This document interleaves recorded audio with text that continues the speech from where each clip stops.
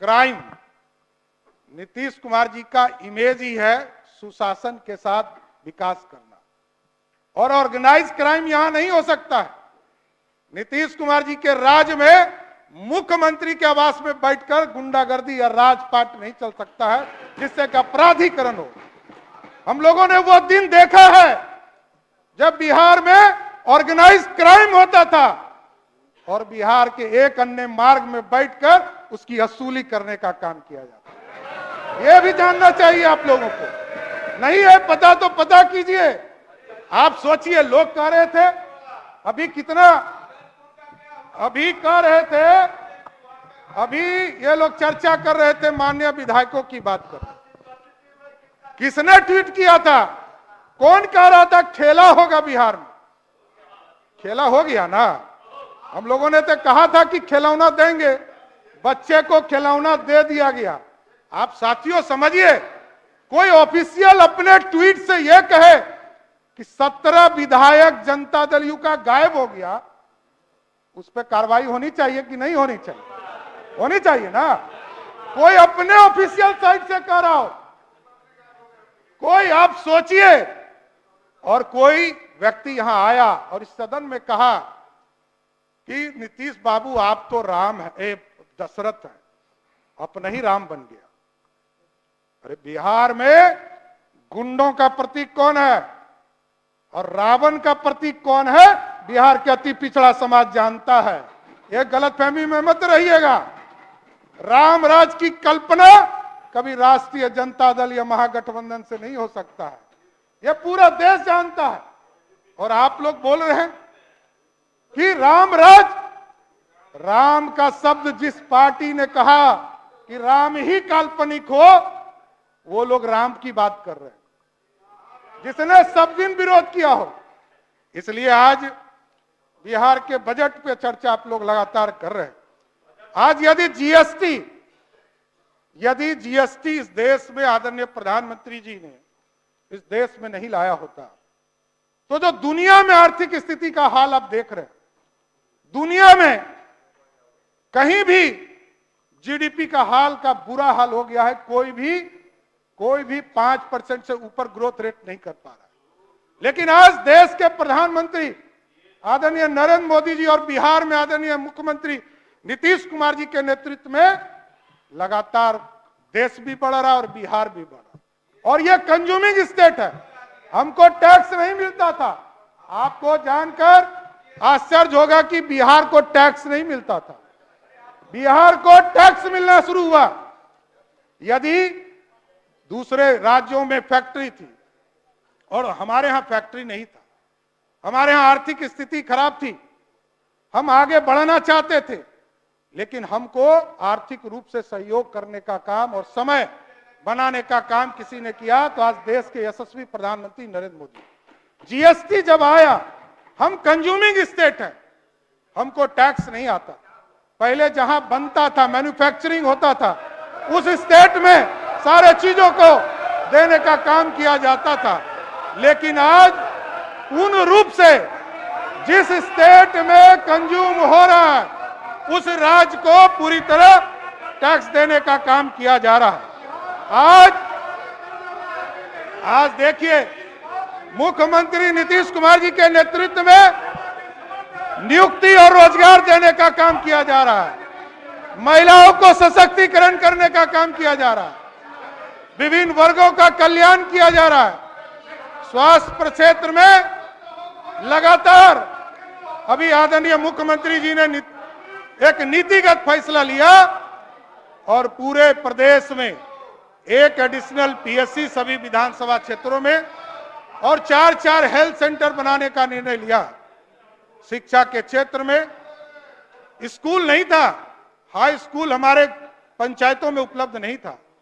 आदरणीय मुख्यमंत्री नीतीश कुमार जी के नेतृत्व में एक बड़ा फैसला लिया गया और सभी पंचायतों को हाई स्कूल उपलब्ध कराने का, +2 हाई स्कूल देने का काम किया गया।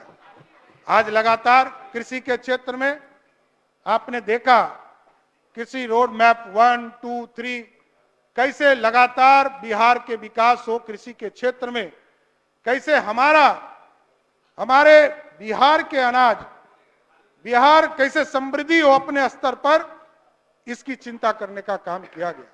और रोड मैप के माध्यम से किसानों की चिंता की गई, किसान कैसे समृद्ध हो, आर्थिक रूप से समृद्ध हो, इसकी चिंता करने का काम किया और आगे बढ़ाए। आज रोड मैप 4 जो है, इसको आगे बढ़ाने का काम किया जा रहा है, जिससे कि बिहार के किसानों के उत्पादन अधिक से अधिक हो, इसकी भी चिंता करने का काम किया। उसी तरह जल जीवन हरियाली, कोई सोच नहीं सकता था कि बिहार जैसे राज्य में जहां 3% से भी कम जल जीवन जो जंगल थे, क्योंकि जब झारखंड बटा तो सबसे बड़ी आबादी जंगल की उधर चली गई, लेकिन आदरणीय मुख्यमंत्री जी ने इसको लगातार शुरुआत किया, करोड़ों पेड़ लगवाने का शुरुआत किया और आगे इसको बढ़ाया। और आज हम कह सकते हैं कि बिहार जैसे प्रदेश में जहां क्लाइमेट चेंज हो रहे हैं लगातार, और अभी आदरणीय विजेंद्र बाबू मंत्री हैं योजना विकास में, ये लोग भी इनके विभाग के माध्यम से भी अभी गांव-गांव एक्चुअल स्थिति, मौसम की स्थिति पता चले, सभी गांव में, सभी पंचायतों में आदरणीय मुख्यमंत्री के नेतृत्व में ये पूरी तरह मौसम विज्ञान केंद्र का छोटा स्वरूप वहां स्थापित करने का काम किया कि आपको पता चल सके कि बिहार में आज मौसम की स्थिति क्या होने वाली। ये एक बड़ा निर्णय है, जहां पहले हम लोग जान भी नहीं पाते थे कि आज का मौसम क्या होगा, कल का मौसम क्या होने वाला है, लेकिन आज एकदम फोरकास्ट सही होता है कि कल शाम में बारिश होने वाली है, परसों बारिश होने वाली है, अब ठंडा होने वाला है, गर्मी होने वाला है। ये सारी स्थिति को आदरणीय मुख्यमंत्री जी के नेतृत्व में बढ़ता गया बिहार। उसी तरह आज चौमुखी विकास के लिए खेल, युवा, नौजवान जहां आज मोबाइल से अटैच होते जा रहे हैं, हमारे बच्चे मोबाइल से अटैच होते जा रहे हैं, आदरणीय मुख्यमंत्री जी ने खेलो, पदक लाओ और नौकरी पाओ, ये कंसेप्ट बिहार में लाया। ये एक बड़ा योगदान है कि नौजवानों को उसके प्रति अट्रैक्शन बढ़ाने का काम किया। और आज लगातार, क्योंकि खेल विभाग को भी अलग किया इन्होंने, एक अलग डिपार्टमेंट बनाकर उसको फोकस किया है, और आगे भी लगातार खेल के विभाग में जो विकास की किरण है, जहां छूटा हुआ है, उसको पूरा करने का काम आदरणीय मुख्यमंत्री नीतीश कुमार जी के नेतृत्व में होगा। अभी बिजनेस कनेक्ट 2023 इसकी शुरुआत की गई, जिसके माध्यम से बिहार में आपने देखा होगा कि 2020 के चुनाव के बाद जब आदरणीय मुख्यमंत्री जी लगातार 2008-9 से कानून बनाकर ये लगातार प्रयास कर रहे थे कि इथेनॉल प्लांट जो हमारे यहाँ, जो हमारा वेस्टेज है, चाहे वो शुगर केन हो, चाहे वो हमारा जो धान के द्वारा जो चावल की जो खुद्दी वगैरह होता है, उसका वेस्टेज हम यूज नहीं कर पाते थे। आज मुख्यमंत्री जी के नेतृत्व में भारत की सरकार ने इसकी सहमति दी और लगभग 40 लाख मैट्रिक टन लीटर जो है उसको इथेनॉल के तौर पर पेट्रोलियम डिपार्टमेंट खरीदेगा, जिससे बिहार में एक नए रोजगार का स्वरूप बिहार में स्थापित हुआ। और आज इथेनॉल के प्लांट खड़े हो रहे सभी जगह, एक तरह से व्यवसाय का पूरा एक संरचना खड़ा करने का काम आदरणीय नीतीश कुमार जी के नेतृत्व में हो रहा है। उसी तरह आपने देखा कि सरदेय कर्पूरी ठाकुर जी के बाद पहले मुख्यमंत्री आदरणीय नीतीश कुमार जी हैं, जिन्होंने 2006 में भी कानून बनाकर अति पिछड़े समाज को आरक्षण देने का काम किया, और आज भी उसको बढ़ाने का काम किसी व्यक्ति ने किया तो बिहार के मुख्यमंत्री आदरणीय नीतीश कुमार जी के नेतृत्व में इसको बढ़ाने का काम किया गया। जहां अति पिछड़ा समाज को पहले 18% आरक्षण हुआ करता था, उसको बढ़ाकर 25% करने का काम किया गया। तो ये एक अनोखा प्रयास लगातार आदरणीय मुख्यमंत्री जी के नेतृत्व में हो रहा है।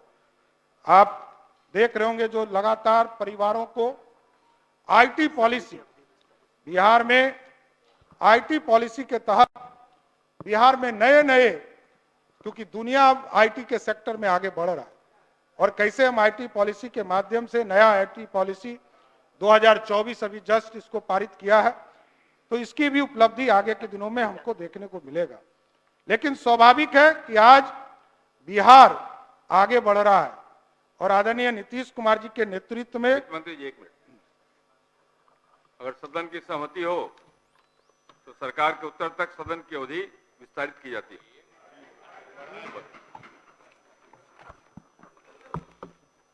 आज आदरणीय मुख्यमंत्री जी के नेतृत्व में लगातार वित्तीय स्थिति को भी ठीक करने का काम किया गया। वित्तीय स्थिति में जहां पिछले साल स्कीम में हम लोग 1 लाख करोड़ रुपया खर्चा कर रहे थे, इस बार भी हम लोग इंफ्रास्ट्रक्चर के मामले में स्कीम के माध्यम से 1 लाख करोड़ रुपया फिर खर्चा करने जा रहे हैं, जिससे जो गांव में जो अधूरे कार्य छूटे हुए हैं, चाहे वो संपर्क पथ ग्रामीण कार्य विभाग के माध्यम से जो पथ संपर्क का अभियान है उसको पूरी तरह आगे पहुंचाना है। उसी तरह आज सभी सेक्टरों में लगातार हम बढ़ते जा रहे हैं, लेकिन राजस्व एक बड़ा महत्वपूर्ण योगदान होता है।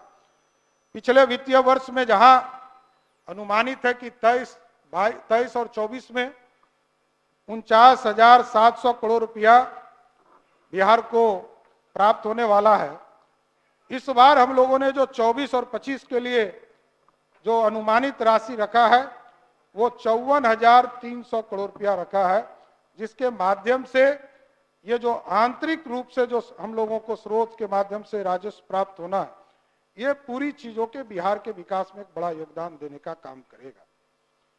हमने पहले भी बताया कि इस वित्तीय वर्ष में 2023-24 में जहां 1,02,000 करोड़ रुपया प्राप्त होना था, वो इस बार जो हम लोगों को नया टारगेट मिला है 2024 और 25 के लिए, वो 1,13,011 करोड़ रुपया भारत सरकार हमको केंद्रीय करों में हिस्से के तौर पर देने का काम करेगा। इसलिए लगातार बिहार के विकास को आगे बढ़ाने का काम नीतीश कुमार जी कर रहे हैं। 2024-25 में जहां केंद्र के सहायता के तौर पर पिछले बार जहां 43,019 करोड़ रुपया हमको सहायता के तौर पर मिला था, उसमें इस बार लगभग 9,000 करोड़ रुपया के 11,000 करोड़ की वृद्धि हुई और 9,000 करोड़ की वृद्धि हुई, जिसमें 52,160 करोड़ रुपया हमको उपलब्ध कराने का काम किया जाएगा। इसलिए अध्यक्ष महोदय, मैं आपसे आग्रह करूंगा कि बिहार के बजट में जो लगातार बिहार की समृद्धि के लिए, बिहार को विकसित करने के लिए, जिस तरह देश में यशस्वी प्रधानमंत्री आदरणीय नरेंद्र मोदी जी के नेतृत्व में विकसित भारत हो रहा है, उसी तरह बिहार के मुख्यमंत्री आदरणीय नीतीश कुमार जी के नेतृत्व में न्याय के साथ विकास हो रहा है, विकसित बिहार हो रहा है। हम सभी लोगों से, सभी माननीय सदस्यों से आग्रह भी करेंगे कि हमारा जो बजट है 2024-25 का, सभी लोगों का साथ देकर इस बजट को पास करें और आगे 2024 और 25 में एक समृद्ध बिहार बनाने का सपना साकार हो सके। बहुत बहुत धन्यवाद। पैनोरमा ग्रुप, जो सोचता है वो करता है। ये लो, मुंह मीठा करो। आज मैंने अपना जॉब छोड़ दिया, अब हम पूर्णिया वापस जाएंगे। जॉब छोड़ दिया है? मतलब ये घर कैसे चलेगा? हम करेंगे क्या? और माँ बाबूजी क्या बोलेंगे? इसलिए मैं एक और मिठाई का डब्बा लाया। अपने बिजनेस के लिए लोन अप्रूव हो गया। अरे लोन अप्रूव हो गया वो तो ठीक है, लेकिन पूर्णिया में हम रहेंगे कहाँ? अपना घर भी तो नहीं है वहाँ। इसलिए तो एक और मिठाई का डब्बा अलग से लाया हूँ। हमने पूर्णिया में घर ले लिया है, पूर्णिया के ई होम्स पैनोरमा में। पूर्णिया में पैनोरमा ग्रुप लेकर आए हैं ई होम्स पैनोरमा। बड़ा घर, आलीशान जिंदगी और अत्याधुनिक सुविधाओं के संग। अरे अरे, अब क्यों मुंह मीठा करवा रही हो? क्योंकि हम घर वापसी जो कर रहे हैं। घर वापसी की खुशी पूर्णिया में ई होम्स पैनोरमा के संग। E Homes Panorama, luxurious lifestyle redefined.